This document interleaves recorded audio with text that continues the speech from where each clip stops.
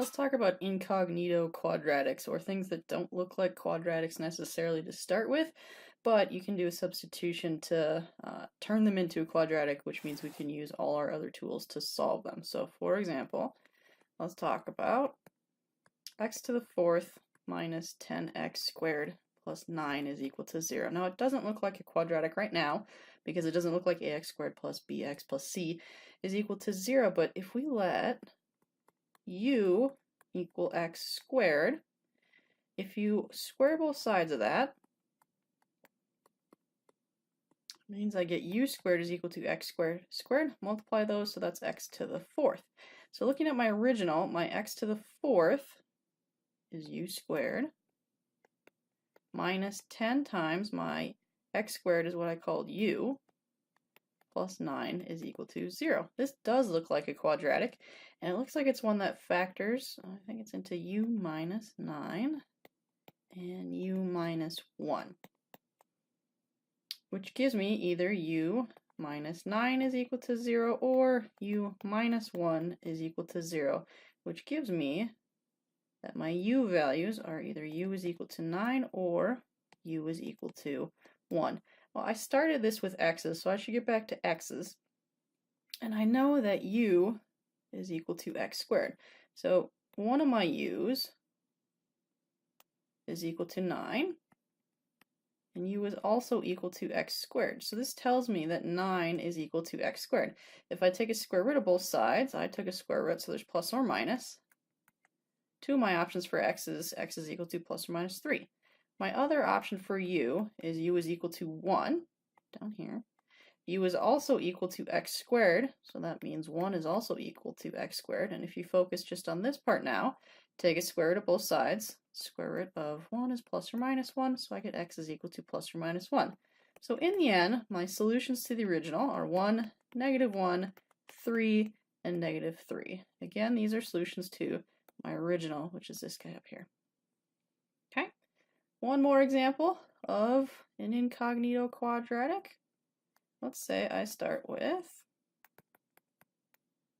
how about the quantity x squared minus 1 squared plus x squared minus 1 minus 12 is equal to 0. Very different than an ax squared plus bx plus c. But you notice this last term is just a number. This is x squared minus 1. It is a quantity, and then this is that same quantity squared. So it feels kind of like a quadratic. So if I go with, let's let u equal x squared minus 1, then that means u squared, if I square both sides, is x squared minus 1 squared.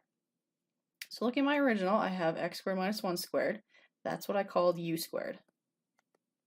Plus, now I have an x squared minus 1. That's what I called u. And then minus 12 is equal to 0. Again, this now looks like a quadratic. How about a u plus 4 times a u minus 3? Which means either u is -4 or 3. Again, I want to get back to x's, so let's start with u is equal to -4. U is equal to -4. U is also equal to x squared minus 1. So that means -4 is equal to x squared minus 1. If I just focus on these two right here, I'm going to add 1 to both sides. So that means -3 is equal to x squared. If you take a square root of both sides, you're going to get a square root of a negative number, which gives me complex values, which I'm not interested in for solutions of this, so we'll disregard those. But you would get plus or minus the square root of 3i if you were interested in complex solutions. The other u value is 3. And again, u is equal to x squared minus 1. If you add 1 to both sides, you get 4 is equal to x squared, which means x is equal to plus or minus 2. So if you're only interested in real solutions, then we're looking at x is equal to 2 and -2. That's most often what you're looking at. But if you're looking at including the complex solutions, then you'd have, well, you'd still have 2 and -2, and then you'd have plus or minus the square root of 3 times I, because you had plus or minus the square root of -3. The square root of -1 comes out as the I, so plus or minus root 3